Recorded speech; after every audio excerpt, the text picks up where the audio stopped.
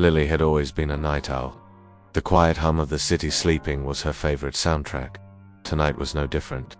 Hunched over her laptop in the living room, the glow of the screen illuminating her face, she was deep in her work. The rest of the world faded away.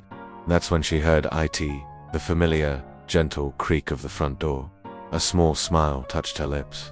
Michael was home. He'd been out with friends, a rare guy's night out. "Honey, you're back late," she called out, her eyes still glued to the screen. "Hope you had fun."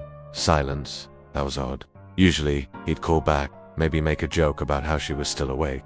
The house remained eerily, unnervingly quiet.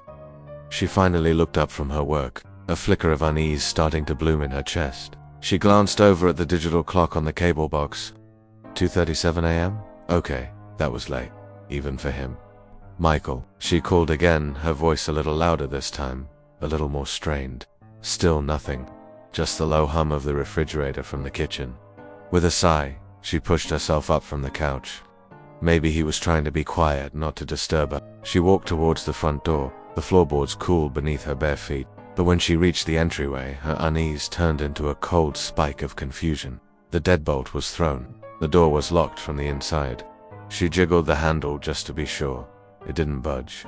And there, sitting neatly by the hallway wall, were Michael's worn-out sneakers, the ones he always wore. If he was home, he would have taken them off.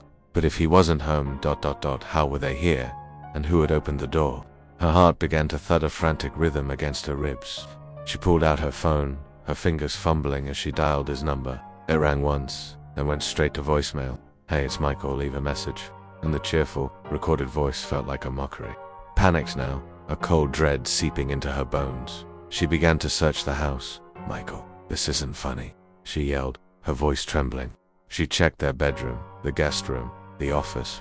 She flung open closet doors, half expecting him to jump out and scare her, half dreading what she might actually find. But every room was empty. Every closet was filled with nothing but clothes and shadows. The house felt wrong, somehow colder than it should have been. The familiar spaces suddenly alien and menacing. A draft snaked around her ankles, though all the windows were shut tight.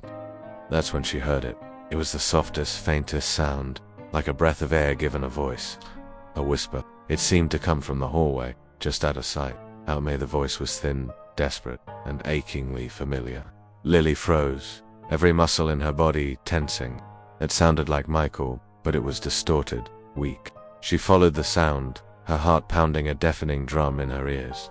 Each step was a battle against the instinct screaming at her to run, to flee the house and never look back. The whisper led her back to where it all began, to living room. Her laptop was still on the coffee table, just as she'd left it, but the screen had changed. Her work document was gone. In its place, displayed in a simple, stark font, was a single sentence. "Michael left you a message. The night is longer than you think." A cold dread washed over her, colder than any draft. What did it mean? Before she could even process the cryptic message, the whisper came again. But this time, it wasn't from the hallway. It was right behind her. She spun around, a scream catching in her throat, and there he was, Michael. He stood just a few feet away, silhouetted against the dim light from the window. But the relief she expected to feel never came. It was choked off by pure terror. Because it was Michael, but it wasn't. His eyes, they were empty. Not just vacant, but completely black, like pools of ink, absorbing all the light in the room. A chilling, unnatural stillness surrounded him. Then, she heard another sound. A slow, grinding creak. The front door, the one she had checked just moments ago, the one that was securely locked, was now wide open. But the view outside wasn't of her quiet suburban street. There were no street lights, no neighboring houses, no familiar sycamore tree. There was only darkness.